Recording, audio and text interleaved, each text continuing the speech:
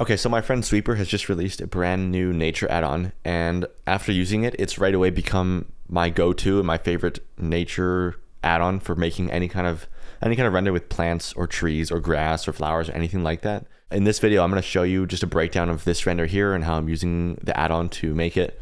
And then I'll do a demonstration of all the different features and what makes it so special. So he's made hundreds of environment renders himself. He's primarily an artist. And he's basically just created the perfect tool for somebody who makes those kinds of artworks. So that's who's creating this. So let me just kind of show you some of the features and how that is being implemented here, and some of the design choices he's made in terms of like making this add-on just fun and easy to use. So the add-on is called Arboria. So if I just jump into the Arboria browser over here, so we'll just go into the top spawn asset menu. And if we just go to coniferous, or let's just go into, let's do like some plants. First of all, before I do that, actually, let me go in here and let's subdivide this a few times.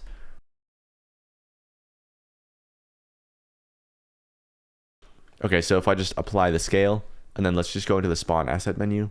Let's just choose one of these. We'll just go in here, hit scatter asset, and then we can just go in and adjust the density to however we want. Now I'm actually going to split this up into two viewports, so I'll just go to solid view here and then rendered over here just to make this easy to see. And I guess I'll turn off the transparent film so we have a background. Okay, so let's kind of just build this out. Let's take the camera and zoom this out to like 28 millimeters. And I'll just pull that back a little bit to here. Now, one thing I love about this is it just has kind of every tool that you'd want, or every way you'd want to manipulate this in tools that are built into the add-on with single click buttons. So for example, I can turn on camera culling just by going over here.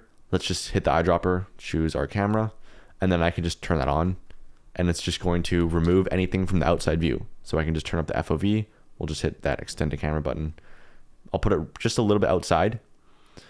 So one thing that you'll have an issue with anytime you make a nature scene is it gets quite heavy quite easily, no matter what add-on or tools you're using. So that's why I love this one, is just it has a bunch of these tools built in to make it a lot easier to manage these assets so that it doesn't get too laggy too quickly. So that's one of them. Another one is this display as bounds button. We can just click that. Another one is actually this cube mask. I'll show you that in a second. Let's just turn up the density first and just kind of get this going here. So probably about the 5% of assets in this kind of zone here is like 80% of what I'm seeing in terms of all these scattered here. So there's this interesting feature in here called the cube mask. I can just turn that on, and it's basically just going to make this little cube thing that I can just move around, and it's going to be a temporary viewport mask. So I can just line that up here and then work on this little section, and then not have to worry about it, Blender trying to show all 3 million of these assets throughout the entire scene. I can just work on this one little local area, and then when I'm ready to render, it'll just render the full thing. So you can move that to any section you want. You can do whatever you want and resize this however.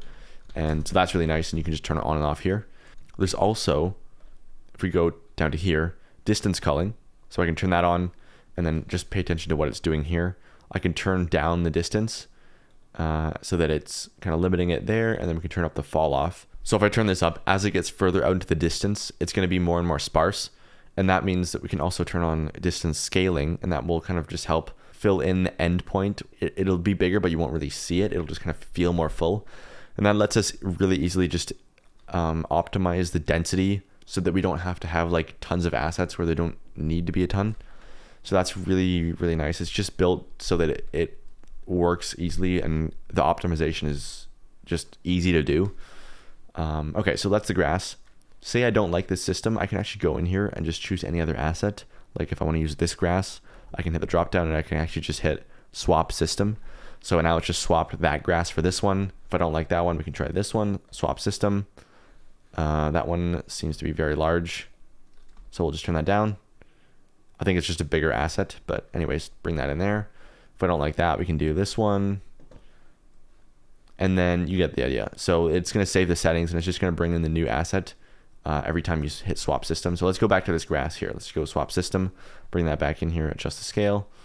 And then say I want to do some flowers on top of that. We can go in here. Let's choose like, let's go into the flower section. Let's do these here. So let's go scatter asset. And then we can actually just go in here and go to our camera culling, and we can actually just sync that. So if you hit this button right here, that will actually let you sync these settings. So that means I can actually just go into the camera culling and just sync all that there. And now all the settings are kind of the same as what I had in my first system. Okay, so let's go to those flowers. Let's turn up the density. And then let's actually just bring this in kind of, I want it to be in patches where it's not evenly scattered everywhere. I want like patches of it being more dense and less dense. So we actually have a pattern in the pattern section. There's this noise button. I can just hit that and then adjust this with a color ramp built right into it, and then just change the seed to whatever I want. So if I want like that, let's just do that right there. Let's bring the scale of this thing down a little bit, bring the scale randomness a little bit closer to even, and then turn this density up a little bit, scale down a little bit more. And now we can easily just get patches of flowers in whatever exact location I want. And then say we want to bring some trees in here. That's where spawning individual assets comes in really handy. So we can go in here.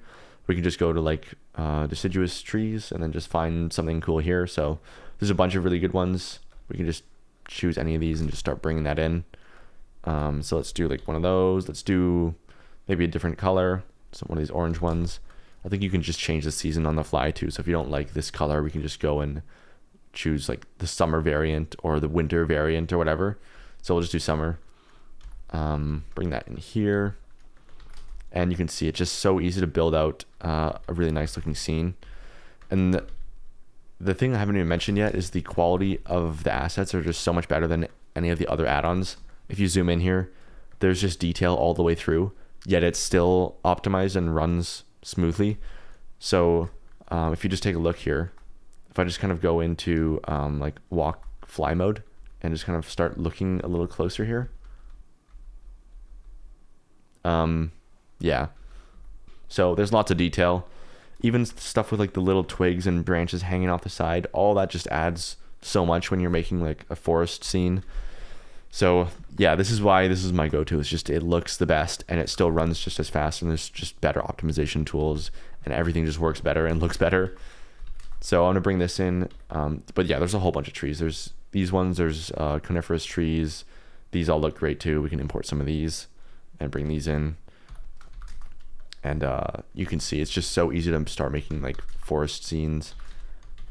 And then, you know, if it's getting a little laggy because you brought in too many assets, that's where you go in and start displaying these all as bounds.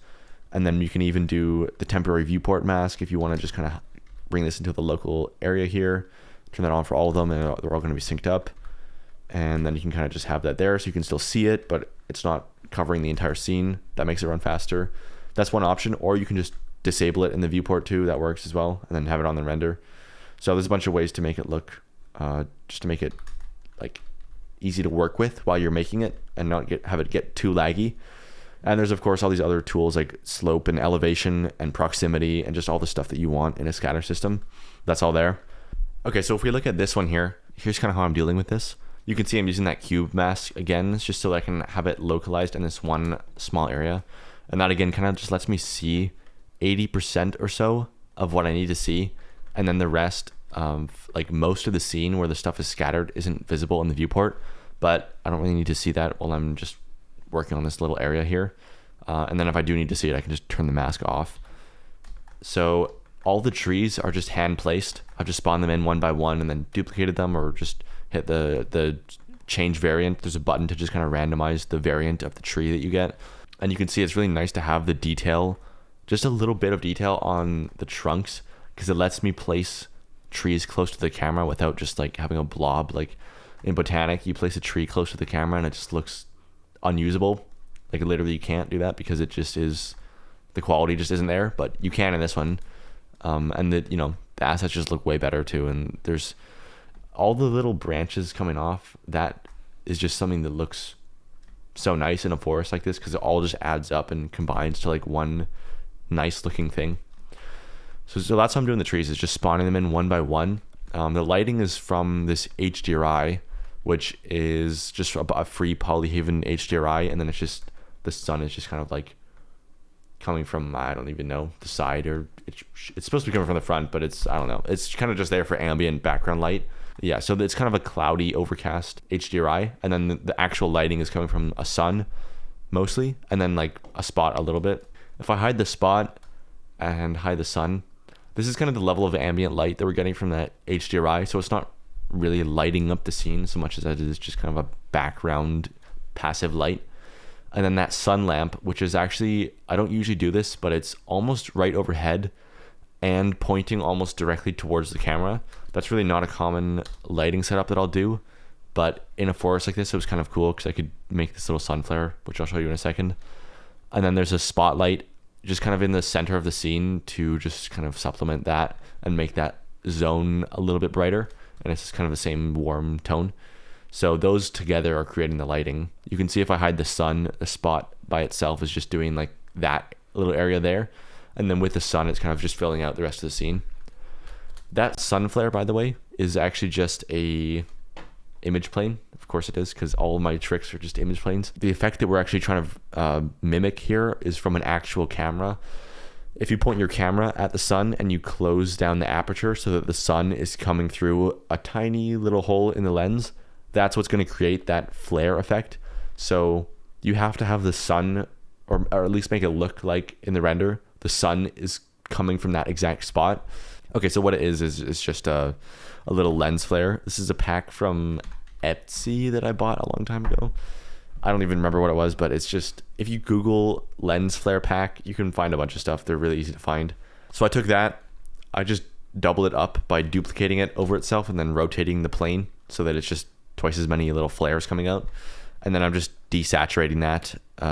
It's actually not even running into the color. It's actually just, the color is just set to like a whitish, beigeish. This is only running into the alpha. And then this is just emission turned up. And this is just kind of a mask of transparency, basically. So that's what that is. You can see without it, it's that. And then this is the alpha. So that's what that is. This would be an effect that actually is happening inside the lens of the camera. So that's why you want to have it close, not far away, because if it's blocked by stuff, it's just going to look weird and unnatural. And there's not much else here. Like the ground is just, I think it's a Quixel texture on the ground. So that if I just hide all the scatter systems from Arborea, you can just see it's just, that's the ground texture. Just a basic forest ground texture with kind of some like roots and rocks in it and pine needles or whatever. I'm using, I think, a little bit of displacement, but it's not really doing that much. You can't even really tell that it's displaced. And then it's moss as a one system with that noise mask. It's another moss with a different noise mask. It's coriandrum, which is some random plant that's just on top of that. And then it's some sticks being scattered too, also from Arboria. And then it's also, what is this? Ferns? No, this is some other random ass plant. I forget what it is, but that's just another layer on top of all that stuff there. And then all that together is just going to create, like, you know, when you layer different systems like that, it's going to just look really nice in a forest, as long as they're all sort of cohesive. And then I've just spawned in a bunch of individual ferns, like hand placed ferns. So the way I was doing this is just put the cursor down, hit the end panel to go into Arborea, spawn, go to the plants section and just pick one of these ferns, hit import. It's going to put it right where the cursor was, and then just kind of manually put that in places that look good. And then you can just go Alt D and then either rotate it, or just there's actually a randomized rotation, or you just hit randomize variant, and that's going to pick a different fern, and you can just hit that until you like the one it gets. Duplicate that around, cursor, put it there, randomize. Basically putting them around in places that seem like a fern would be nice, and that's what I'm doing there. And then once you have some decent lighting, it's just so easy to make it look good with some good lighting. It just, once you have that, the plants and everything else just takes care of itself. So like I said, this add-on was made by my friend Sweeper 3D. His story is pretty crazy actually, because he used to work night shifts at a pizza restaurant. I remember he was always telling me that he hated his job and was constantly sleep deprived. So he basically quit his job, became a full-time artist, saved up enough money from doing commissions and like YouTube and stuff and Patreon, that he basically just spent a year or more creating nature assets, getting really good at that, learning to code, and then making this add-on from scratch. And then somehow he just, on his first try, made literally the best nature add-on that there is. After making like hundreds of different nature scenes, he's made the perfect add-on that works for his workflow and probably a lot of people's workflow. So yeah, a quick recap of like why this one is my favorite right now is because the assets are just great quality. As you can see, if you zoom in on here, you can literally zoom in fully and not see any like weird errors or glitches in the models. Like there's none of that. It just all holds up even at full resolution, zooming all the way in. And then the scatter system is just so easy to use, and then has all the features you want, and it's just very powerful but just simple. And then you know, everything's kind of just designed from the point of view of an artist and an actual user of Blender, and you know, somebody who's made literally hundreds of nature environments himself. Yeah, this is right now my go-to and actually the only nature tool that I'm even using now. I'll leave a link below if you want to get it. He gave me an affiliate link right before making this, but I was going to talk about it regardless. But I do get a kickback if you use that one. It's the same price and everything. So yeah, link below if you want it. So yeah, maybe I do sound kind of biased here because, you know, Sweeper is my friend and I talk to him all the time. But honestly, there is nothing better. Like I've used Geoscatter, I've used Botanic. It's better than both of them. It's easier to use. The assets are way better quality. Like when you compare them, it's honestly a joke. When you look at Geoscatter or Botanic next to this one, they just don't hold up in terms of the quality of their stuff. So yeah, if you use Blender and you're interested at all in any kind of scene with any plants at all, I really do recommend this add-on. It's just come out like a few days ago, so it's brand new, but I'll be using this in a bunch more videos in the future. So anyways, hopefully this breakdown was helpful too. So yeah, let me know if you want to see more videos with this or any other, you know, topics. You can just kind of let me know in the comments what you guys want to see next. Anyways, thank you for watching, and I'll see you in some other video.